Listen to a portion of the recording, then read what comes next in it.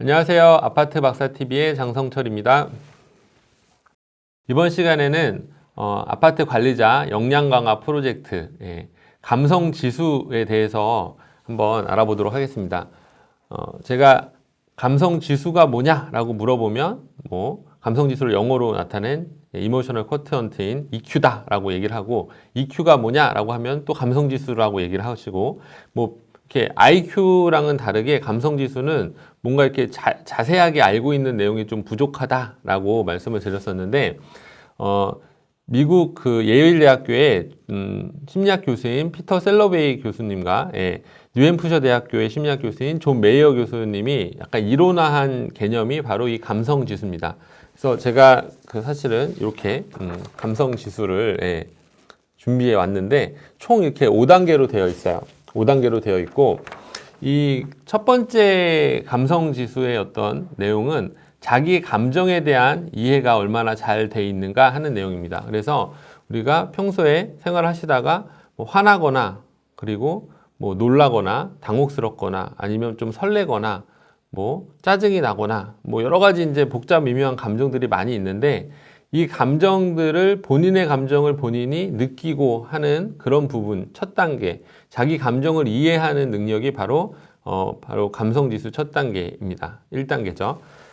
우리가 이 감성지수를 왜 살펴보냐면, 직장에서도 마찬가지고, 특히 우리 아파트 단지 내에서도 사실 크고 작은 많은 어떤 소란스러운 내용들이 많이 발생을 하는데, 언성이 높아진다거나, 특히 아파트 갑질에 대한 부분도 문제가 돼서 어떤 경우엔 또 불미스러운 어떤 사건도 발생을 하고, 꼭 그렇지까지는 않지만 시끄러운 일들이 일어나게 되는 게, 사실 이 감성지수에 대한 부분을 좀 많이 이해를 못 하시고 이 감성지수를 많이 높이지 못했기 때문에 나타나는 현상이라고 할 수가 있겠어요. 그래서 이 감성지수를 이해를 하는 부분은 어떻게 보면 아파트 내에서 더 살기 좋은 아파트를 만들 수 있는, 어떻게 보면 가장 핵심적인 그런 내용이 되지 않을까라고 생각이 듭니다.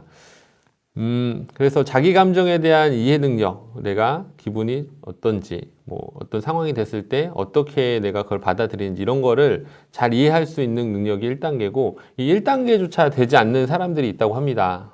바로 우리가 뉴스에서 많이 접할 수 있는 사이코패스나 이런 분들은 스스로의 감정을 못 느끼기 때문에 상대방에 대한 공감도 하지 못한다라고 하거든요. 그래서 1단계는 자기 감정을 이해하는 능력이다. 그리고 두 번째는 어떤 상황이 발생해서 뭔가 감정이 딱 일어났을 때 자신의 어떤 감정을 조절하거나 통제할 수 있는 능력이 바로 2단계입니다. 그래서 이 2단계에는 우리가 어떤 상황을 놓고서 한 발 물러나서 자신을 좀 객관적으로 바라볼 수 있는 능력이라고 할 수 있는데, 슬프거나 힘든 일, 아니면 놀라거나 당황한 일, 아니면 기쁜 일이 일어났을 때도 내가 감정을 갑자기 확 표현을 하면은 주변에 있는 사람들, 타인들이 그 정확한 맥락을 모르기 때문에 이제 놀라거나 당황할 수 있겠죠. 그래서 그런 거를 충분히 고려해서 자기 감정을 조절하거나 통제하는 능력, 그게 바로 감성지수 2단계라고 할 수 있겠습니다. 우리가 아파트 갑질에서 뭔가 문제시 됐을 때, 사실 역으로다가 관리 경비하시는 분들이 또 입주민들한테 또 이렇게 화를 내시는 경우도 있어요. 그럴 일이 있겠냐 하지만 사실 상황은 아주 다양하게 일어나고 있습니다. 그래서 입주자 대표나 입주민들이 관리소 직원분들한테 뭔가 이게 화를 내거나, 아니면 관리소 직원분들이 입주민들한테 투명하고 불친절하게 하거나, 이렇게 하는 부분들이 어떻게 보면은 이 감정의 조절과 통제 능력이 부족한 데서 나타난다라고 볼 수가 있겠습니다. 두 번째가 이제 감정의 조절과 통제 능력이고요.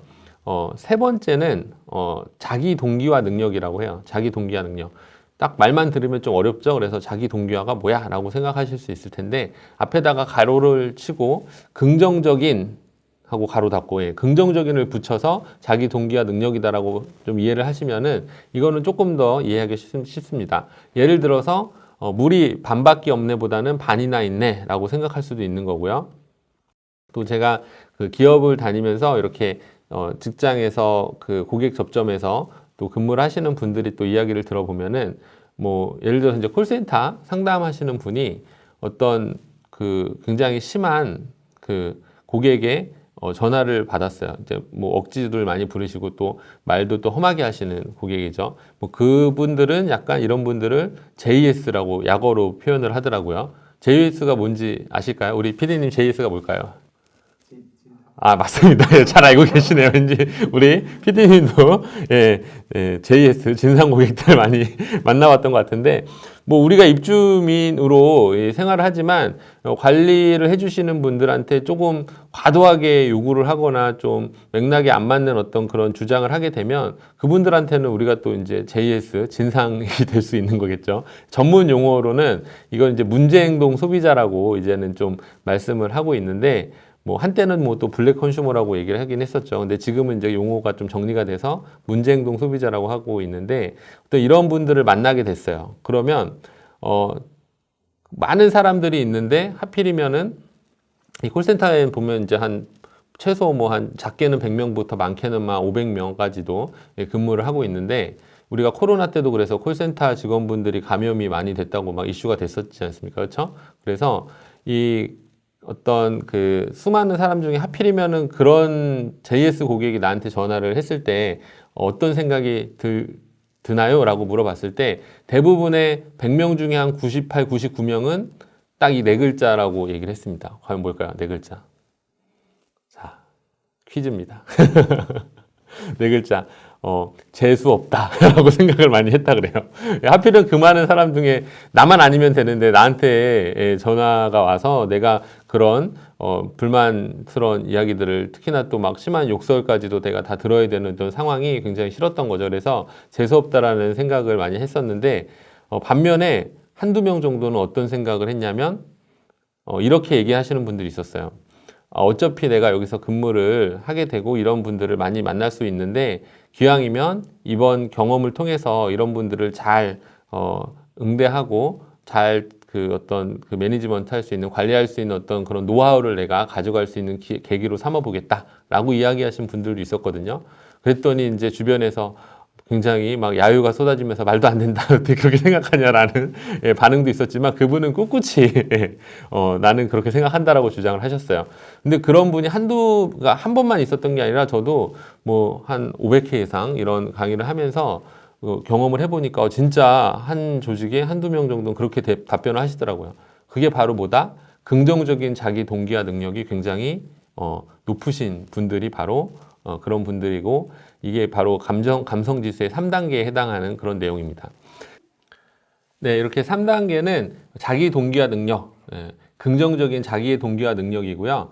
바로 4단계는 공감 능력입니다. 타인을 얼마나 잘 공감할 수 있느냐가 이제 4단계인데 우리가 1단계인 자기 자신의 어떤 감정을 잘 이해하고 2단계 그리고 2단계는 타인에 대한 어떤 그런 그 상황을 고려해서 감정을 조절하고 통제하고 3단계는 긍정적으로 자기 동기화를 잘 얼마나 할 수 있느냐. 1, 2, 3단계가 잘 됐던 사람은 바로 이렇게 공감 능력을 가질 수가 있는데 우리가 어떤 직장에서도 선후배가 있을 거 아닙니까? 그래서 어떤 상황이 발생하냐면 1, 2, 3단계를 잘한 선배가 있을 수 있고요. 또 이제 1, 2, 3단계를 잘 하지 않았던 그런 선배가 있을 수 있어요. 어떤 그 후배가 아까 말했던 이제 JS 진상 고객을 이제 만난 거죠. 그래서 굉장히 큰 어떤 정신적인 충격을 받고서 선배 여기 너무 힘들어요. 이거 어떻게 해야 되죠? 이렇게 얘기를 할 수가 있을 거예요.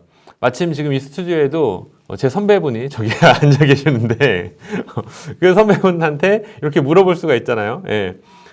자, 한번 여쭤보겠습니다. 여기 너무 힘들어요. 이거 나 이 고객분들 너무 나 어려운데 아니면 또 직장 내 내부 상사분들이나 동료도 있을 텐데 어떤 뭐 감정적인 문제가 생겨서 너무 힘들다라고 했을 때 우리 저기 계시는 저희 이제 오랜 선배분이 저기 앉아 계신데 어떻게 답변을 하시겠습니까? 좀 참어. 그냥 좀 참어 이렇게 얘기를 한다고 해주셨어요.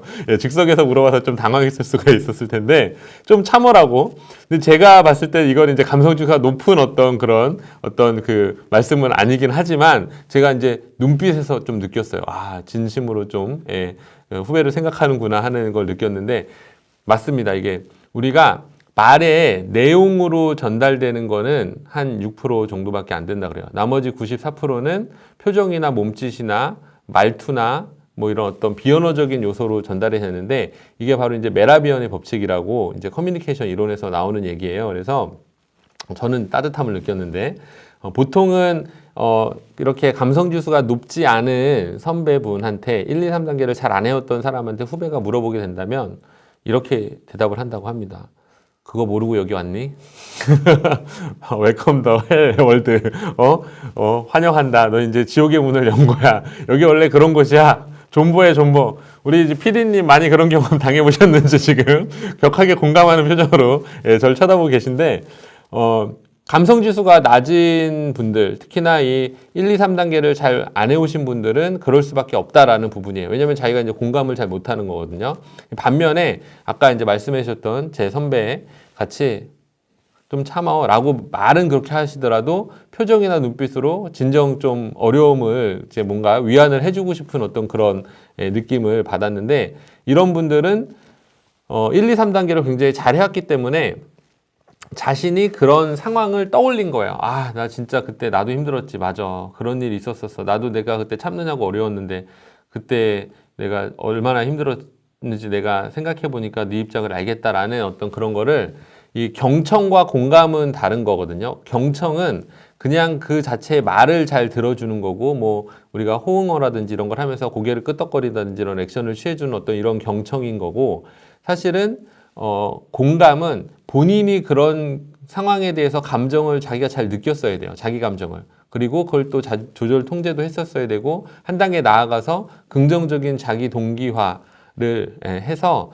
내가 이 상황을 좀 어떤 그 힘들고 어려웠던 상황을 오히려 그걸 기반으로 해서 더 나은 나의 성장의 어떤 자기 성장의 어떤 계기로 삼은 사람만이 그런 상황을 어려움을 호소하는 사람들한테 무엇을 줄 수 있다? 위안을 줄 수 있는 겁니다. 그래서 이 4단계가 굉장히 중요한 부분인데 이 공감이라는 거 아까 제가 감성 지수가 뭘까요? 했을 때 말씀드렸던 그 어떤 그 공감, 커뮤니케이션에서의 감성 그 바로 공감은 이렇게 감성 지수 4단계를 3단계를 잘 했던 사람만이 할 수가 있는 거죠. 그래서 이 감성 지수를 잘 키워온 사람들은 뭐가 달라지냐면 마지막에 사회생활을 하면서 어떤 기회가 굉장히 달라지는데 그것은 바로 사회적인 관계 형성 능력에서 차이가 나게 생깁니다. 차이가 나게 돼 있습니다. 그래서 이 사람 평소에 사람들한테 위안을 많이 주고 공감을 많이 했던 사람이 있을 거고 어떤 분들은 그냥 자기 일에만 집중해서 본인이 이제 업무만 했던 분이 있을 텐데 주변에 이제 평판이 되게 중요한 시대가 됐죠. 저희가 뭐 SNS도 많이 이제 발달을 했고, 뭐 6단계를 거치면 전 세계인이 다 연결된다 이런 말도 있을 정도로 굉장히 복잡하게 이제 사회 연결망이 구축이 되어 있는데, 우리가 어떤 분을 이제 평판을 얘기하는 거예요. 어떤 사람이 필요해요. 그래서 주변에 있는 관리자나 이런 분들한테, 그래서 뭐 철수라고 칩시다. 예. 철수가 어떻게 뭐 근무를 잘 하나요? 아니면 뭐 어떤 것 같아요? 이렇게 누가 평판을 물어봤을 때 이분이 근무는 되게 열심히 하지만 능력도 있고 열심히 하지만 주변에 이런 공감 능력이 떨어져서 자기 일만 하고 주변을 신경 안 썼던 분이라면 그 평판을 말하는 사람이 뭐 일은 좀 하지만 그 친구는 좀 이러면서 굉장히 부정적인 뉘앙스로 얘기를 할 수가 있겠죠. 반면에 뭐 업무는 아주 탁월하진 않지만 공감 능력이 뛰어나서 주변에 많은 위안을 주고 서로를 이제 좀 뭔가 이렇게 분위기 메이커 역할을 했던 분 같은 경우에는 업무도 물론 하지만 그 업무가 중요한 게 아니라 이 친구 없으면 우리 팀이 안 돌아간다라든지 분위기 메이커라든지 여러 가지 이제 장점들을 많이 얘기하면서 이분에 대한 어떤 평판을 좋게 만들 수가 있을 것 같아요. 그래서 우리가 결과적으로 IQ보다 EQ가 중요하다는 거는 이렇게 EQ가 높은 사람들은 공감 능력이 커서 사람들한테 위안도 많이 주고 주변에 자신을 걱정해주고 자신이 잘 되기를 바래주는 사람들이 많아진다라는 점이죠. 그래서 어떤 영역에서든지 이제는 IQ도 중요하지만 EQ가 높아야 성공한다. 오히려 IQ보다 EQ가 높아야지 그 사람이 더 훌륭한 사람이다 라고 하는 거는 바로 이런 감성 5단계를 이해를 하시면은 왜 그런지를 알 수가 있을 것 같아요. 그래서 오늘 그 감성 지수 5단계를 잘 이제 우리가 한번 살펴봤고요. 이런 부분들이 그럼 이제 현장에서 특히나 또 우리가 구체적으로 이제 아파트 박사 TV다 보니까 아파트 관리 현장이라든지 아니면 직업 현장에서 어떻게 좀 활용될 수 있는지에 대해서는 요 다음 편에서 이어서 말씀을 드리도록 하겠습니다. 네, 감사합니다.